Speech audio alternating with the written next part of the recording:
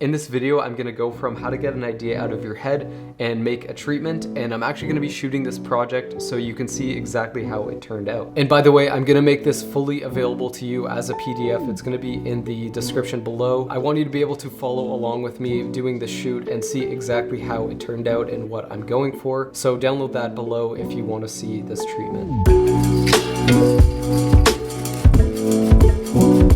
Getting your ideas across to collaborators, clients, and other teammates is so crucial, and even though this is just a passion project and there isn't really a client attached to it, I still wanted to get my ideas across to myself and know exactly what I was getting myself into, so I created a treatment. I'm gonna break this down into a few simple steps to help streamline this for you by coming up with your idea, gathering references and inspiration, writing, and finally building your treatment. Firstly, coming up with your idea. Now, obviously this process is gonna look a little bit differently if you're pitching for a client, because they're the ones that's gonna tell you what their idea is and you have to build from there. But this is all building from scratch for me because this is a passion/spec project sort of thing. So I'm the one that's manning the ship. So I started to brainstorm some ideas. What can I do that's sort of on the cheap, you know, using friends or shooting something outside? And I really started to think about things. I have a friend that has a really nice Australian Shepherd, and he's sort of a quirky guy, and Chico, his dog, sort of follows him around everywhere. I know I could build something off of that and really just go from there. So another thing I thought of was I have a contact at this brand Polar that does a bunch of camping stuff. So I thought of the idea, why don't I do something that involves my friend's Australian Shepherd and him and this camping brand Polar? And from there, it's just about coming up with your idea and what this piece is actually going to be. Rarely do you come up with one big grand idea and you have your creative fleshed out from there. It's usually like little tidbits of information, and then from there it's like, what can I write around that? It really all started with this Milanote page, and this video isn't sponsored by them, but I genuinely do use them. So I just started to write in point form like what sort of shots that I can get. I really just wanted to focus in on their relationship. Shots of him by the campfire and like feeding his dog, an insert of trees, leaves, macro shots, blue hour with the tent being lit with a really warm light, dipping in the lake together, howling when they get to the top of a view. So I had all these good shot ideas, and I really think that was a great starting point for a creative that could be more fleshed out. I really think that's how your ideas mold over time, just bang out on a piece of paper like all the ideas that you have, and then sort of take a step back and be like, okay, there's something here. That's the general idea. It's very rough, but I think that's a good starting point. These spec projects and passion projects are really all about using what you have at your disposal. Like, don't come up with some big grand idea that is just impossible to do and super expensive. Use what you have at your disposal. If you're using your friend, a brand that it's not gonna require a ton of moving pieces. We're just gonna go out in the woods, go camping, and shoot this thing. From there, the next step is to gather inspiration.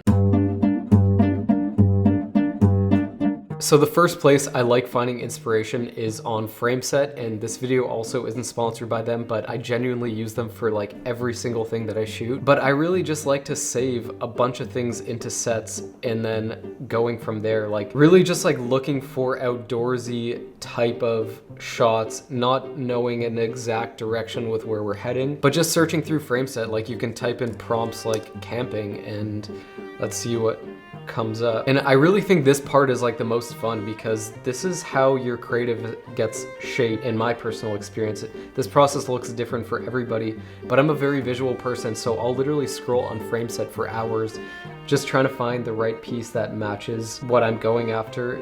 Some campfire stuff, of course we want that. I don't love using GIFs and treatments because I find them very distracting, and I just save a ton of stuff, and then that way when you're building your treatment, you have a ton of images to work with. You can also type in more prompts like camping dog. Let's see if anything comes up. This is a good shot. I'm gonna save that. I already got it saved. And for Frameset, I have a discount code if you're interested as well. But for example, I found a still I liked, and now I'm gonna go to the actual spot and see if there's anything else we can grab. This one is not terrible, so I'll save that. So really, it's all about just scrolling and finding stuff until you're on the right page visually. And now I sort of have this like little lookbook here. I think from here there's enough stuff where I can build a treatment. So this process obviously is pretty like sloppy at this point, but I've gathered all these inspirations. I did a little bit of writing. So now it's all about writing and really fleshing out your creative. So that leads me to my next point, which is writing.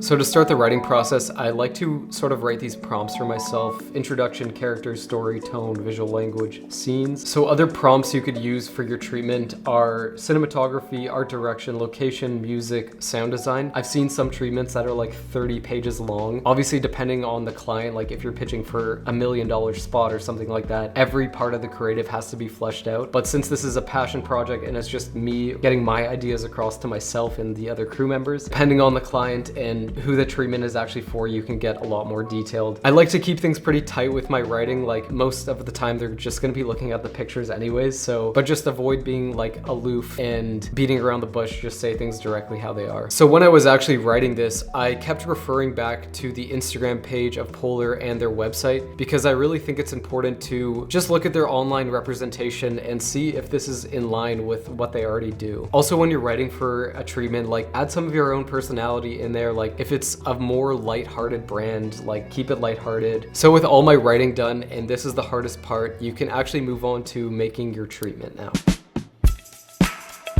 Okay, so this is the title slide of the deck. What you really want to do with treatments and pitches, the title image should really sum up everything you're trying to say in one image. So for example, with this, there's a beautiful sunset, which is hopefully something we're gonna get on the day, and a man and his dog in the reflection, and I really thought that just perfectly sums up what I'm trying to go for. Called this Man's Best Friend. I probably could have brewed on it a little bit more and came up with something more original, but for the passion project that this is, I think that'll do. So along with that, I added the brand's name and my name. I always like to add these little touches, like in the bottom corners. I added the brand's name here because I thought it looked really good. You can also add page numbers, which is good to refer back to. And if you want to make your own treatments, I have a few templates available online with everything being drag and drop for Keynote. These templates are going to be a great starting point for your next project because all the design elements are just already done for you, and it's going to save you tons of time in pre-production. I have 3 available right now: Soulless, which is good for those dark and moody music videos, short films, or like a sports ad or something like that; Verano, which is my personal favorite, which is good for a food ad, a fashion commercial, or a tech spot; then Talisman, which is good for those high-key commercials, fashion spots, or music videos. So check those out in the description below if you're interested, and let's hop back into Polar. So after my title page, I like to move into my introduction, and this is sort of where I explain the piece. So you can see I'm adding a little bit of like humor to it and just keeping things very lighthearted. You know, it's a piece about a dog and his owner, or best friends, I should say. So we're gonna see them go on an adventure together, get a glimpse into their companionship through a compilation of having the time of their lives. Keep it in line with whatever the brand actually is. I think this suits, you know, what the brand could actually do. And this image was also found on Frameset. I think it perfectly reflects like what I'm trying to go after. And a general rule of thumb is to never cover somebody's face with text. I always find that looks weird and sort of distracting. Use your instincts when designing the actual treatments, because, you know, usually you can feel if something just doesn't sit quite nice. Moving on to character introductions, I used an actual photo of Chico so people can actually put a face to the name. So again, keeping it lighthearted. Moving on to the Mikey slide, this is actually Mikey and Chico. I also think this photo like perfectly sums up their relationship together. Don't add a ton of text going into like character backstory unless you're pitching on like a short film or a feature.